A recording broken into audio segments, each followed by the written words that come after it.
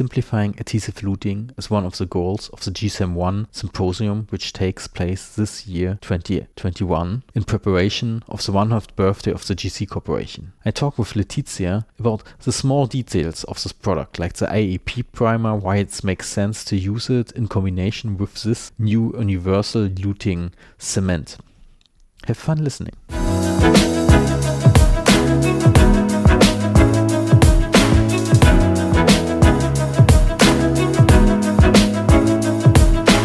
Welcome to today's podcast. I'm connected to Belgium. Welcome to the show, Laetitia. Thank you very much for the invitation. It's my pleasure to be with you today. The last podcast was actually at the IDS, and where we talked about new products. And actually, we're going to talk about a new product from GC as well. And I just used yesterday the G-CEM ONE for the first time to cement some zirconia crowns in a posterior region. And it worked quite nice. I'm basically used to link force before. I just used dual cure. And now, is it now easier to just use this product? Well, it's actually different, but it should simplify a lot. Because with G-CEM Link Force, you have to use always a system with the bonding and the syringe and the primer. With G-CEM ONE, you have something which is self-adhesive. So only depending on the case, you will use the tooth primer if you need, if you have a lack of retention, for example, or if you have some saliva contamination, if you have CAD-CAM restoration with thick layers, then you will use a primer. But in most of the case, when you have a perfect adaptation, you don't even need to use a tooth primer. But it's also different because you have MDP inside. You also don't need to use the primer on the restoration for zirconia and metal. So these steps are also very simplified. But if I want to have the best possible adhesion, I rather use the tooth primer, which is in the package as well. Definitely. The tooth primer will always increase the adhesion. It has different way of increasing the adhesion. First of all, it's like an extra bonding step that you will add. So you will increase your adhesion by the functional monomers which are in the primer itself. But also it makes the adhesion with a touch cure effect that you have inside much faster. So the cement and the primer will react together, and the polymerization will take place in the direction of the tooth. And this is always the weakest part, the part between the tooth and the adhesion. If you reinforce this part, you actually reinforce your adhesion. So that's really the magic of the touch cure effect. What is actually better is when I remove the excess, should I brush it away or should I use the tech cure?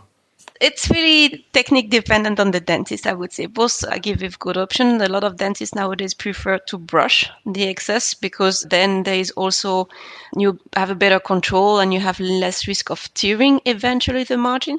What we see here with the tacure, we have a very clean marginal removal.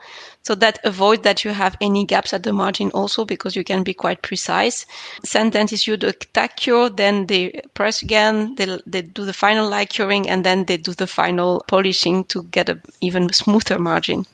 So that's also an option, of course. Well, yesterday I used the brushing approach, and at the end I light cured a bit, but I found out the curing was not super fast. It was 5 minutes, right? Self-curing time is 4 minutes, so it's quite short actually. But you have enough time indeed to adapt everything and to remove the excess. But 4 minutes is normally much shorter than many other of the same category actually. Well, it was 3 zirconia crowns in a row, so it was quite okay, the timing. I just cemented the first one, brushed it away, used the same tip from the syringe, then put it in the next one. And well, I didn't feel stress, but in the end, I saw that I thought, do I need to light cure it in the end as well? Because I always know that light curing is still, if you light cure as well, it's still even better than just the dual cure? Well, actually, you really have the possibility to light cure, of course, always. But the good thing here is that we worked a lot on the self-curing properties. That's really important because not many dentists always realize it, but actually through a zirconia crown, there is not a lot of light which is going through. And if the light is not going through, or if you have a thick restoration, you cannot never guarantee what is a part of light curing that is happening there. So to make it safer, we needed to improve the self-curing ability.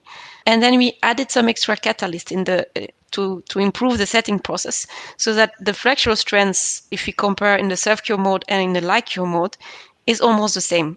And it's really a unique feature of this product. Whatever type of restoration you have, you can always be in a safe condition because you don't need to use the light curing. You can use the light curing, but there will be no big difference between self-curing and light curing. So you can really be safe even if you have an opaque restoration. What's the name of this catalyst? That's a good question. We keep some secrets. Do I have to be careful in some indications, or do I even can cement onlays with that? You can even cement onlays with that. And that's really, we call this generation almost like a universal luting system. That's a big difference between the self-adhesive luting system where we had limited indication range. Now, the fact that you have this primer, if you use the AEP, you really have bonding values which are at the same level as a classical adhesive luting system like Linkforce, for example. So if you don't use a primer, you are at the same level as another self-adhesive. But if you use a primer, you really reach the adhesive value of an adhesive luting system. So you enter a new category. So it's really up to the clinical case. You can decide to go a bit more difficult or a bit more simple. It really brings a lot of peace of mind, actually. Each time you have a dot, you just use a primer and then you find yourself in a very secure situation. Actually, I had a podcast with Marcio, and he told me, well, you never know what the dental technician used the opaquer inside. You only know it if you have a CAD-CAM restoration, which is made out of one very translucent block. Then you know that it's basically all the same. Mostly if you get something out of the lab, you don't know, and that's a doubt for dual cure for sure. The dot is in the opacity, but sometimes also the dot, if you use CAD-CAM restoration, you know that the milling process doesn't make it possible to have a very good adaptation always inside. So you're never also sure of the thickness of your cement. And actually, we look at some clinical references that show that the thicker the cement, the more the chance of the debonding, because if you light cure on a thick cement, the polymerization will go towards the occlusal surface and you have more risk of debonding. When you use the AEP, the polymerization is going towards the tooth, and whatever the thickness of your cement, you're in a safe condition. So not only the opacity is tricky with CAD-CAM, but also the clear adaptation everywhere inside your restoration. If ever possible, you should use this primer. Yeah, the primer is always an advantage for sure. But it's not recommended to use Premier Bond. You should stick to the primer if you should stick to the cement. Well, if you really want to use Premier Bond, you can also use Premier Bond. Our recommendation with this product is to go with a primer because you have this touch cure effect, and that is always an advantage. But if you, for example, have to lute even a veneer and you want to win a bit of working time, when you use Premier Bond, you just can light cure, and then you have more working time in the end. So it's actually interesting that after universal adhesive, where you have now universal luting resins. But I think it's logical because dentists, it's already a complex job. And the more you can simplify your job by limiting the number of products you have and always working in a very standardized way, the more efficient you will be in your practice. And this is what we try to reach, that you don't need to buy different products from different brands and have 5 different products to do almost the same thing. You just can concentrate on one product that can have several applications so that you always master your procedure and you always can get the best of it. In which color does it come? It has 4 aesthetic colors. So we have 2 that are more in the translucent direction. So translucent and A2, which is universal. And then we have the 2 opaque ones. So we have the AO3 and a white opaque, because, of course, white opaque is important for all the bleach restorations. However, we know that you should not count on your cement to give the color of your restoration. I mean, the more neutral one is always the A2, yeah? And the cement, when it's an opaque one, can help you to correct some small mistakes. But the cement will never be the real protection against a completely discolored substrate. That is really important to communicate with the lab and to indicate what is the color of your substrate so that the lab can adapt the opaquer, indeed, the first layer, and make sure that discoloration is covered. And the cement thickness is so thin that you can never count on your cement itself to make a big difference. You should always count more on the restoration first. Actually, always like to use the transparent ones because I think it's the easiest way. Either the crown fits or it doesn't. And I would also say the cement doesn't really change anything. But actually, my kind of boss and colleague always argues he likes to use try-in pastes to really check if everything is okay with this try-in paste. Do we also have try-in pastes with this product? We don't really have try-in pastes. We do have them with Linkforce and with G-CEM Veneer, but we realize that dentists do not exactly use them all the time. So try-in paste is giving a first indications, but for this product, we do not have try-in paste available. You could use a Linkforce try-in paste as well, basically. You can use, but they do not match 100%. So it gives you only a direction. It doesn't give you precise indication.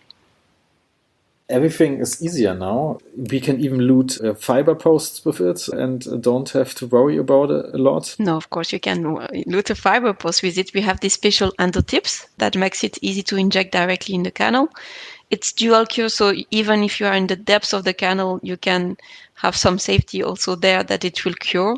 And if you want to make sure also with the AEP, you have this touch cure effect, so you're really in a safe situation there. Actually, yesterday, first just grabbed into the package and first had an endo tip and realized it when I wanted to inject it into the crown. But a little bit less handy. They're standard tips, so it's easy to change them. Definitely, and that's the idea that we keep on having standard tips because you can easily buy any refill you want. So you're always very flexible in your purchase. That's a choice that we are making at the moment. But the product is actually stored at room temperature, so it's a very easy product to keep in your drawer at hand. Actually, I wanted to ask it you just now, because I always keep my resin cements in the refrigerator, as I just learned I don't need to do. With G-CEM ONE, you don't need to do. With some products, you need to do. So be careful if you cannot make it a generality for all products that you have. But with G-CEM ONE, this is possible. Well, I only got Linkforce, and I think I need to store that in the refrigerator. Yeah, for with sure. Linkforce, it's recommended. Yeah, it's easier for my nurse to go to the refrigerator and get all the cements. Well, if you want to, there is no contradiction to do, contraindication to do, but that gives you more flexibility. But it's good to know that also the tooth primer is then also doesn't need to be stored in the refrigerator. You can just keep it in your drawer. Yeah, and then it's a very easy to dispense, very clean dispensing. We have a high number of drops in each bottle, so you can really use it for a long time. Yeah, it also has a very nice advantage that actually, in case you cannot isolate, it will reduce the risk of saliva contamination. So we did a lot of tests. As soon as you have saliva contamination, you have a drop in your bronze strands, especially after 24 hours. After some time in the mouth. If you use a primer, actually, the components inside we kind of display the protein from the saliva, and it will reduce the negative effect of the saliva contamination, and you will really be able to maintain the same bone trace as you would have with isolation, actually. I mean, that's one argument more for the primer, actually. When you're cementing full crowns, it's usually not possible. Yeah, it really depends also on your marginal level. With CAD/CAM restoration, more and more we're going supragingival, but if you have something that is subgingival, then the isolation is always a tricky thing, I think. The main problem is usually when we're doing crowns that before that there was usually a crown on it, and we kind of have to stick with the preparation from the previous dentists. If I have the choice, I always stay supragingival, but then we can call it onlay and not crown anymore. Yeah, definitely. And definitely also the direction is to go more for no post, no crown, as you know. And there I think it's something we also took into account, because there it becomes even more important to have a good wear resistance of the material, that you can use it also on occlusal surface or vestibular surface, and it should resist in time. So the size of your particles is also important, wear that we have in time. There's been studies that also shown that if the resistance is not enough good, if you have a inlay, for example, you have more risk of chipping of your ceramics, because the wear will create kind of a gap and the ceramic is not supported enough, and then you have more risk of chipping in time. So that's also elements that become important when you are going supragingival. I mean, when you look at old inlays, you sometimes see this gap you just talked about. So, or you have it inside your impressions. Where's the inlay? So you actually see clinically what I mean. It's good. Every dentist knows what you mean. Actually, when you talked about the primer, the bottle of the primer reminded me of the old bottle of the Premier Bond. Mm-hmm.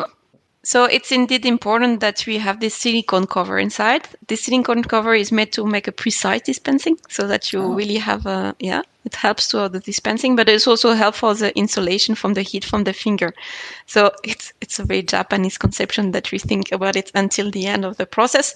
But the idea is really that you avoid evaporation of your solvent by protecting it with this silicone cover around. Do we still have to shake it before we use it, or is it not necessary? It's actually recommended. It's always good to mix the components together indeed before dispensing. I mean, I'm used to the shaking with Premier Bonds, so all my assistants are doing it with every material. So you tell them, don't forget to shake. No, actually, did you shake? Did you shake this morning? Actually, I was once at a lecture. The professors asked the audience how many are shaking your universal adhesives. I was surprised that I was the only one with my hands in the air. Yeah, it's still a better thing to do because we put so many chemical components together in a bonding that it can only improve when we mix them a bit before using. It's not being shaked in the drawer when you open it. We can kind of sum up.